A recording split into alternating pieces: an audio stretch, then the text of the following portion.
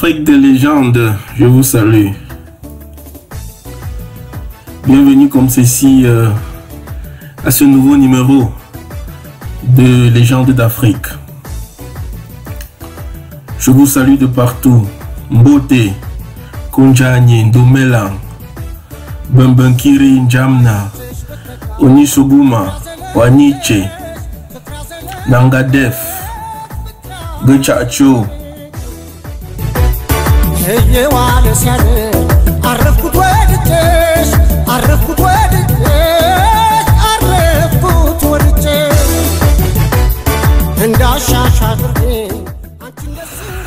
Vous écoutez l'un des baobabs de la musique éthiopienne, Tilahoun Ngessese, qui chante dans la belle langue amharique.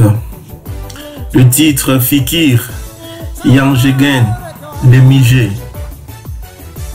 all the way from Ethiopia.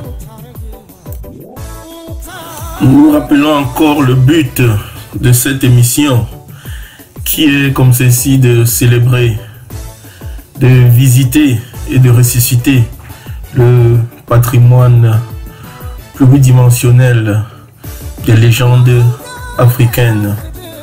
L'Afrique africaine et l'Afrique outre-mer.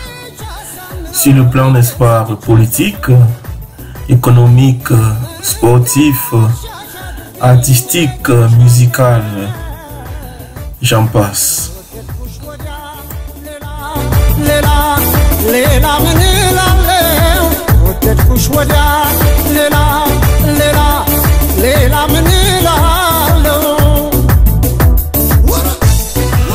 Aujourd'hui, nous allons nous intéresser à ce grand panafricaniste, cofondateur de l'organisation de l'Union africaine. Celui-là qui a été le dernier empereur d'Éthiopie. Il s'agit bel et bien de Haïlé Sélassié.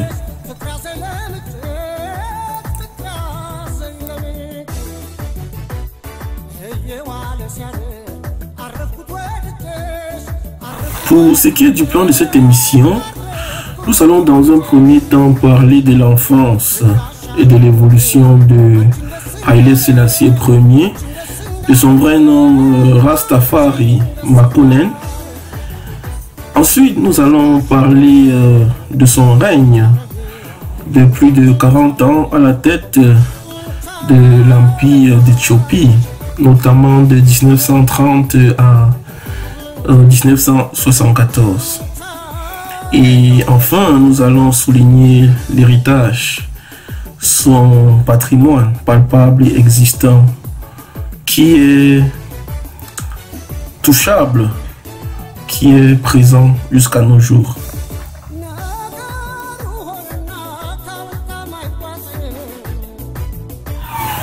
Nous voulons dédier la présente émission au Premier ministre actuel d'Éthiopie, le Dr Abiy Ahmed, pour son leadership panafricaniste, celui-là qui continue à lutter contre l'impérialisme et le néocolonialisme sous toutes ses formes, notamment qui s'oppose farouchement à l'indépendance de la région du Tigré.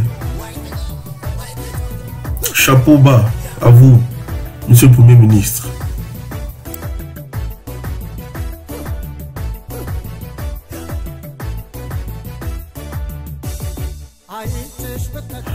Nous voulons commencer cette émission en parlant un peu de l'Éthiopie. L'Éthiopie est ce pays situé dans la cône de l'Afrique, c'est-à-dire en Afrique de l'Est.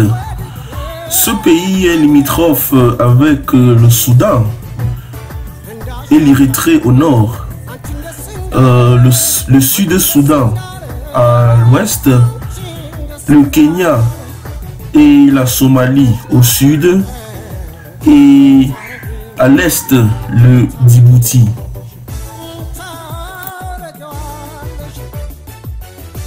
L'Éthiopie demeure l'un des seuls pays avec le Libéria en Afrique à ne pas avoir connu la colonisation. En effet, ils ont lutté des décennies dans les années 1800 et 1900 contre l'invasion italienne. Son drapeau actuel, c'est le vert, jaune, rouge, avec une étoile jaune sous fond bleu qui représente la couronne du lion de Juda, symbolisant la puissance du pays. Le drapeau présent d'Éthiopie est une forme de modernisation de l'ancien drapeau, c'est-à-dire du drapeau de l'Empire éthiopienne, qui était aussi le vert, jaune, rouge, mais cette fois-ci avec le lion de Juda sur sa bande jaune. D'ailleurs, ce drapeau de l'Empire d'Éthiopie fut adopté comme le drapeau du club ou du mouvement Rastafari. Ce nom Rastafari qui a été inspiré, n'est-ce pas, du nom de Haïlé Sélassié avant son règne d'empereur qui s'appelait Tafari ou alors Ras Tafari, Ras qui signifie prince, prince Tafari Makonnen.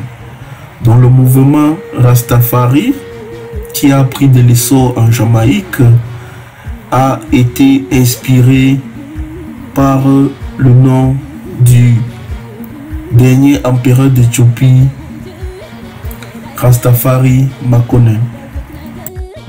L'Éthiopie abrite le siège de l'Union africaine dans sa capitale Addis Ababa. L'empereur Haïlé Sélassié Ier fut l'un des cofondateurs de l'organisation de l'Union africaine en 1963, avec les panafricains tels que le président Nkrumah du Ghana, le président Sékou Touré de Conakry, Guinée, le président William Tubman du Libéria et bien d'autres. C'est cette organisation de l'Union africaine créée en 1963 qui deviendra en 1999 l'Union africaine. L'Éthiopie utilise comme monnaie, comme devise, le birr, fabriqué par la Banque nationale d'Éthiopie, dont la parité sur le dollar américain est d'à peu près 58 birr, c'est-à-dire $1 américain vaut 58 birr. Sa langue officielle, c'est le Amharique, parlé par la majorité de la population. Mais il existe aussi plusieurs autres langues, notamment les langues de travail du gouvernement, entre autres l'Afar, l'Oromo, le Somali et le Tigrinya.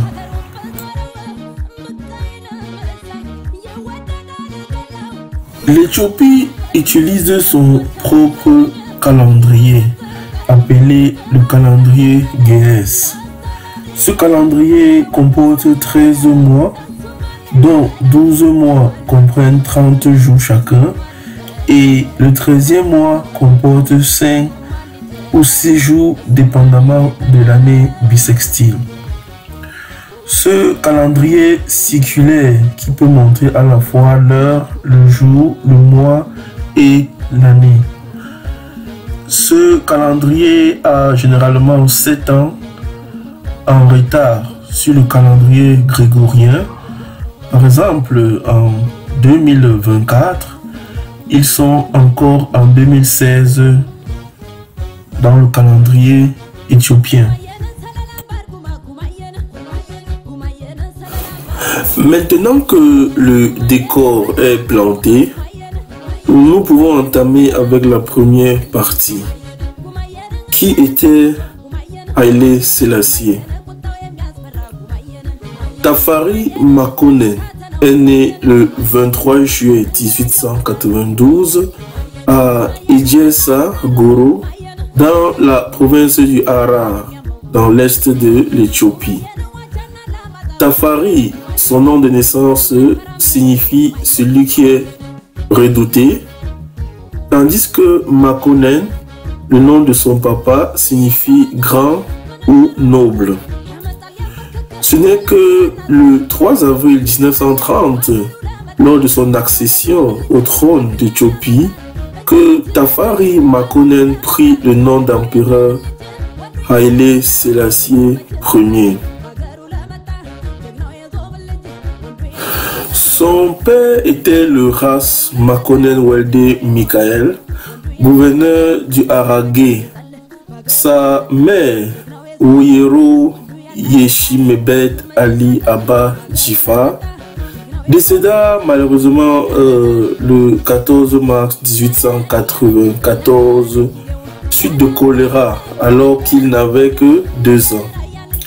Son papa décéda à son tour le 21 mars 1906, laissant Tafari, âgé de 14 ans, aux bons soins de l'empereur Ménélik II.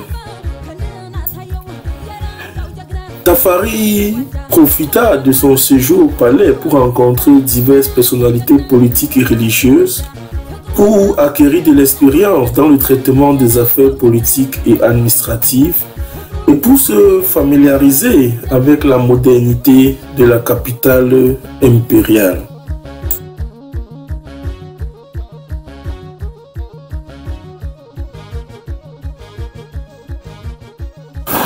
Après la mort de son frère, le Dejazmach Elma, en octobre 1907, qui occupait les fonctions de gouverneur du Harar, Tafari récupéra le gouvernorat de la province du Sidamo, où il allait effectivement pour exercer son mandat et rendre justice.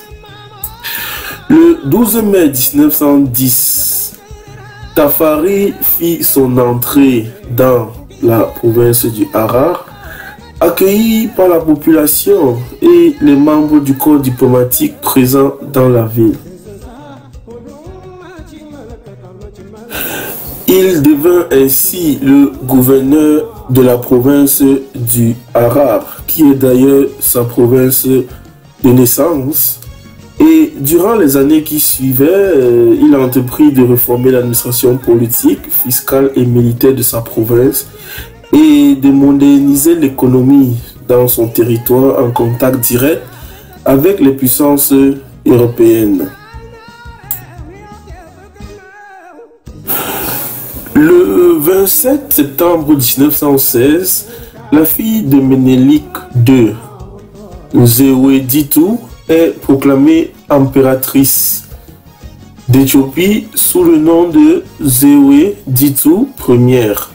Et son cousin Tafari devint prince héritier et en tant que prince héritier et régent, le Ras Tafari exerça la réalité du pouvoir durant le règne de Zeweditu Ier. Il portait le titre de Négus du 7 octobre 1928 au 2 avril 1930, date du décès de l'impératrice.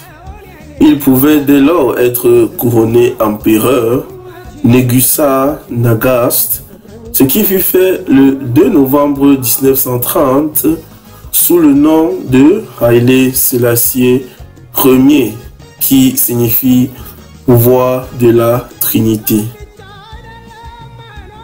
Son intronisation se fut lors d'une cérémonie organisée à la cathédrale Saint-Georges d'Addis Ababa, où il reçut à cette occasion les titres de roi des rois d'Éthiopie, seigneur des seigneurs, lion conquérant de la tribu de Juda, lumière du monde, élu de Dieu.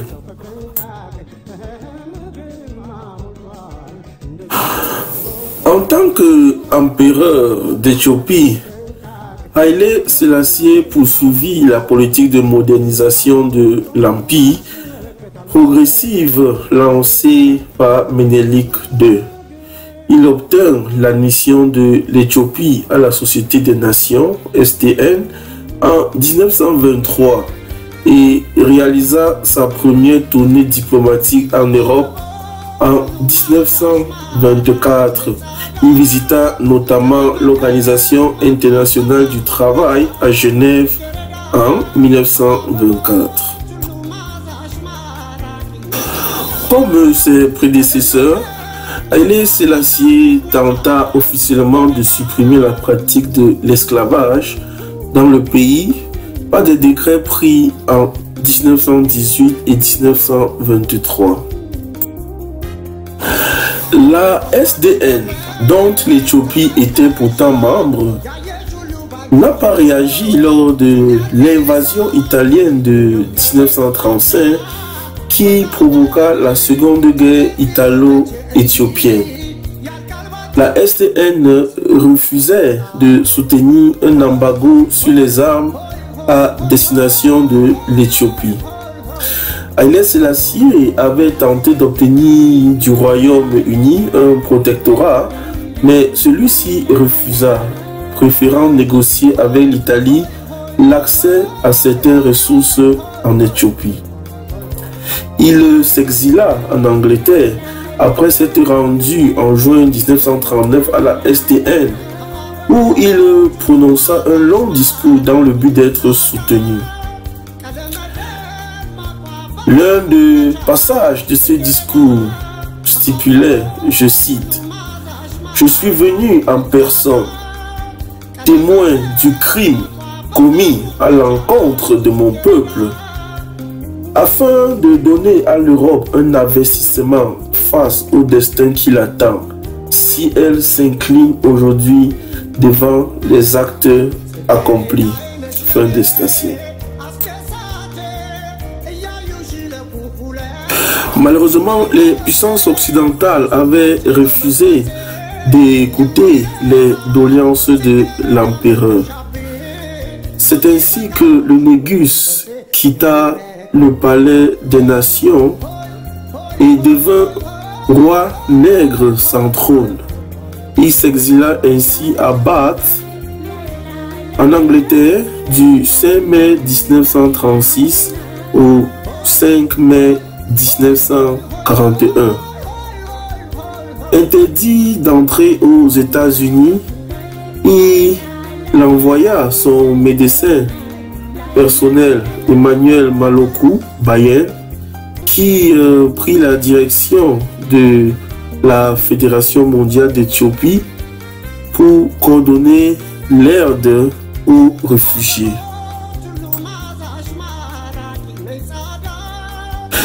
Les Éthiopiens sous occupation italienne ont gardé une certaine amertume à la suite de l'exil volontaire du Négus à Bath, car celui-ci avait juré publiquement de verser son sang pour l'Éthiopie, alors qu'il a passé toute la durée de la guerre hors du pays. Salam passé. Le peuple éthiopien est fermement attaché à la paix, mais ce n'est qu'avec le déclenchement de la Seconde Guerre mondiale que la reconquête rapide du pays fut possible et le colon italien fut ainsi chassé. Haïlé Sélassié revint dans son pays et recouvrait alors la totalité de la souveraineté sur l'Éthiopie. it is good that you are here to record this picture of me in my palace garden at Addis Ababa. People who see this throughout the world will realize that even in the 20th century, with faith, courage, and a just cause, David will still beat Goliath.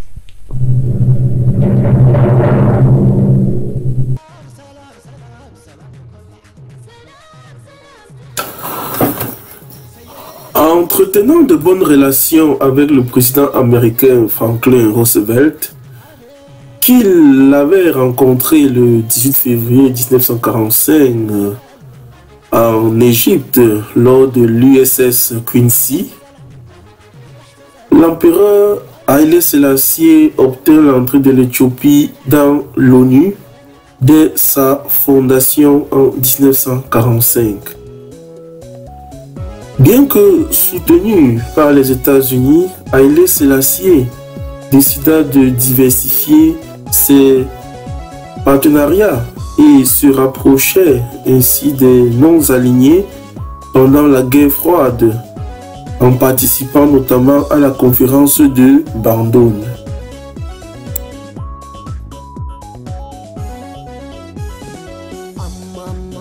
Les relations entre l'Empire d'Éthiopie et l'Égypte nassérienne étaient très difficiles, notamment en ce qui concerne la question du contrôle des eaux du Nil. Haïlé Sélassié était très soucieux d'ancrer l'Éthiopie dans l'Afrique. Il œuvra ainsi à la création d'une organisation panafricaine. C'est ainsi que l'organisation de l'Union africaine OUA fut fondée en 1963 à Addis Ababa, qui demeure son siège jusqu'à nos jours.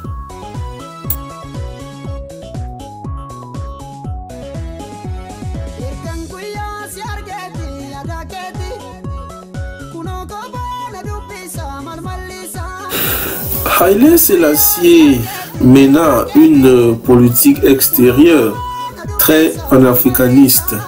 Il envoya des troupes éthiopiennes pour participer à l'opération des Nations Unies au Congo lors de la crise congolaise de 1960.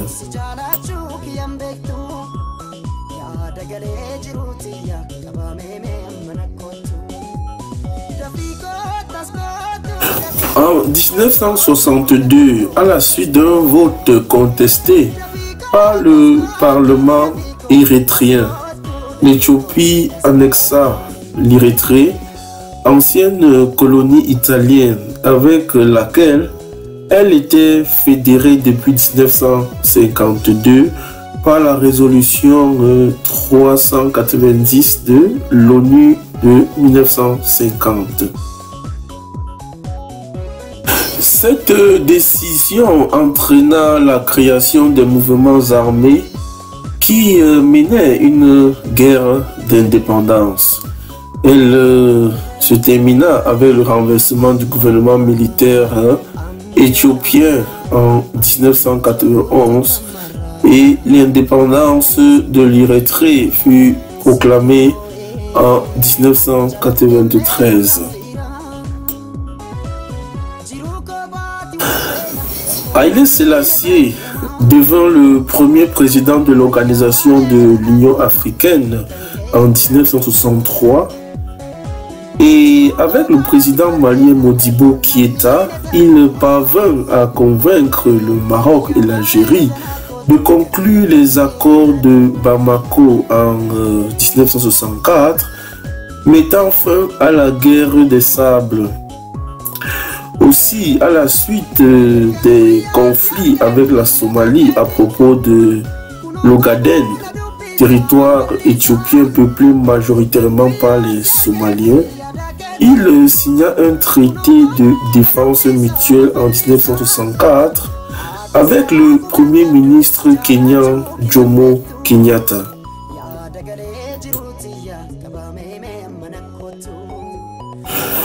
En février 1974, des manifestations étudiantes et des mouvements de grève chez les enseignants, chez les chauffeurs de taxi puis d'autobus ont envahi la capitale.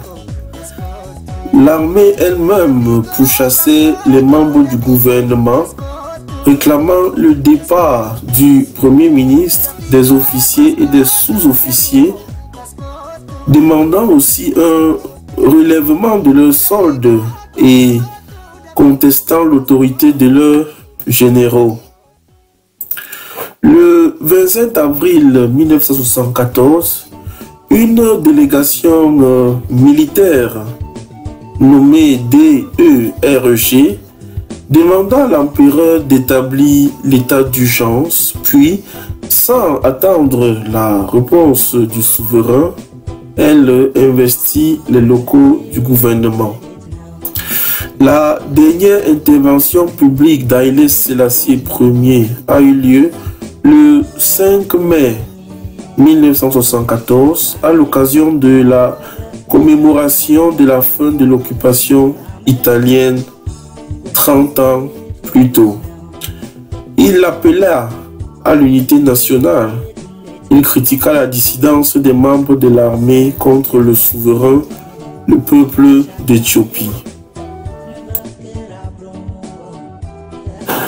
Malheureusement, la campagne contre l'empereur se poursuivit, brocardant les richesses de la famille impériale et les lois mises en place par la Constitution de 1955 jusqu'à la destitution de l'empereur le 12 septembre 1974, qui se déroula dans le palais du Jubilé, renommé Palais du Peuple, en août 1974.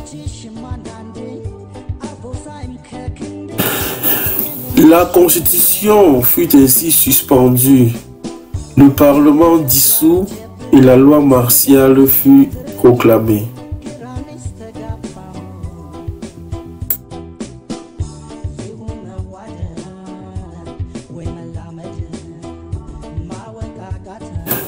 Ce coup d'État révolutionnaire provoqua des réactions variées dans le monde.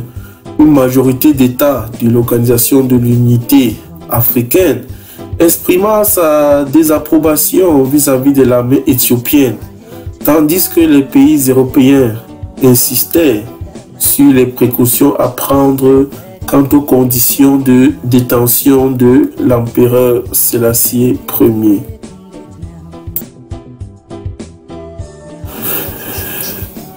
Ce n'est que le 17 mars 1975 que le DERG, le Conseil militaire au pouvoir, décida d'abolir la monarchie.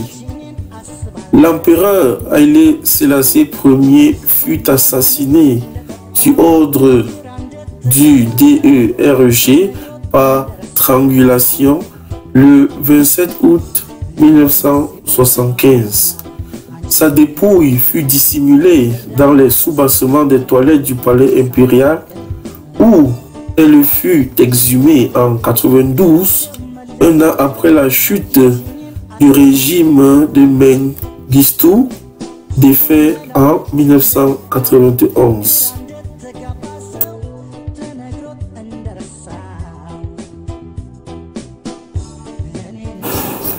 La dépouille d'Haïlé Sélassié, dont les restes momifiés ont été retrouvés en 92, repose depuis l'an 2000 dans la cathédrale de la Sainte Trinité d'Addis Ababa, où d'autres membres de sa famille furent aussi inhumés, notamment l'impératrice Ménène.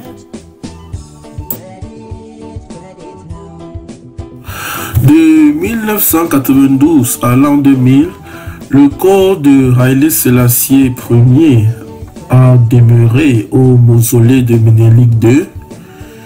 Les funérailles de l'empereur furent organisées le 5 novembre l'an 2000 par la Emperor Haïlé Sélassié First Foundation et a rassemblé environ 7000 personnes, parmi lesquelles d'anciens combattants et des membres de la communauté Rastafari, dont Rita Marley.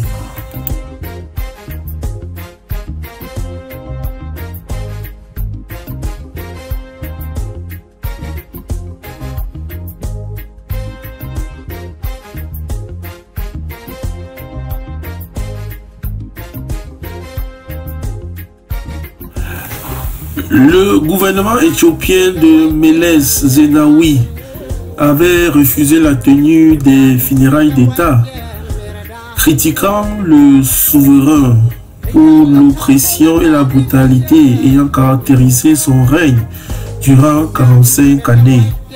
D'autres critiques renvoient au mode de vie fastueux de la cour impériale en dépit de la situation de malnutrition chronique et des famines ayant touché le pays, notamment en 1973.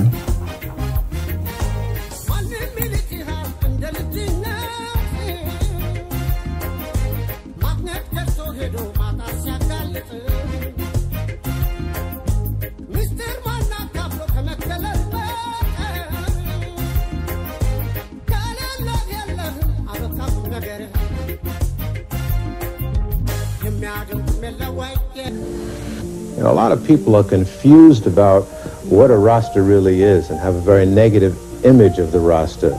Tell us what a Rasta is. See, Christ promised that he will return within 2,000 years. You know, and him say, le fait que l'Éthiopie soit presque le seul État africain à avoir résisté à la colonisation européenne et qu'elle soit chrétienne depuis 1500 ans a fait d'Haïlé Sélassié aux yeux des Rastas, ce groupe qui s'est développé dans les années 1930 en Jamaïque sous l'influence du mouvement Back to Africa, Retour vers l'Afrique de Marcus Garvey et Leonard Howell, une sorte de Messie noir, montrant à la diaspora et au peuple africain les voies de la liberté.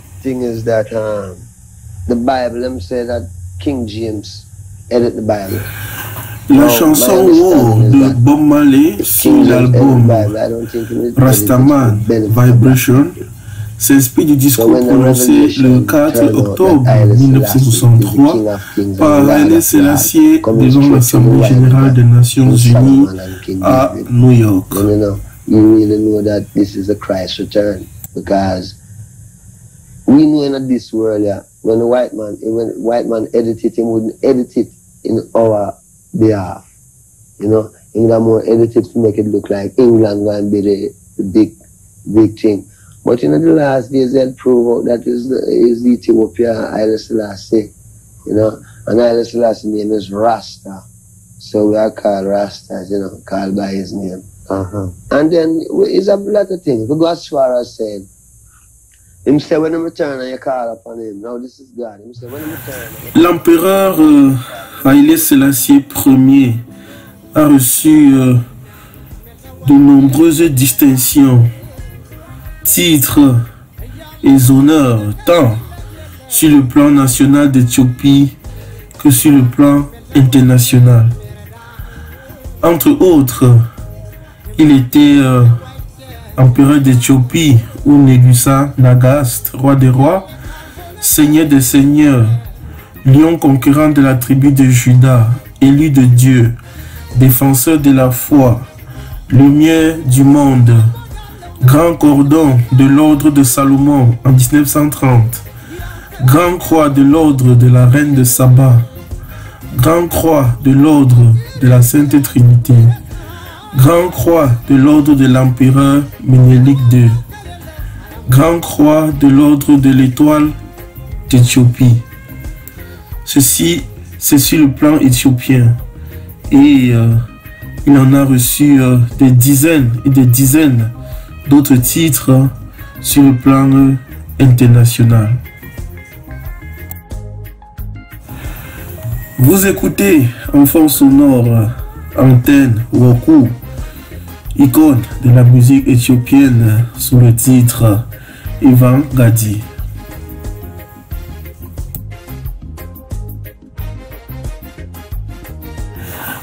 Alors, nous arrivons ainsi au terme de cette émission consacrée à l'empereur Haile Sélassié Ier, dernier empereur d'Éthiopie, panafricaniste convaincu et convaincant. Celui-là dont l'héritage et le patrimoine est vivant et palpable jusqu'aujourd'hui.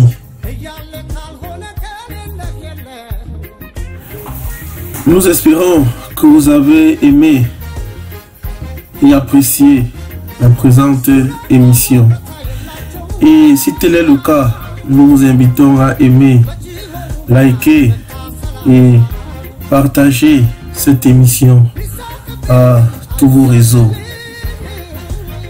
Et quant à nous, il ne nous reste plus qu'à vous souhaiter à la prochaine. Bonne suite dans la lutte panafricaniste. The future belongs to Africa. Merci. Merci à vous.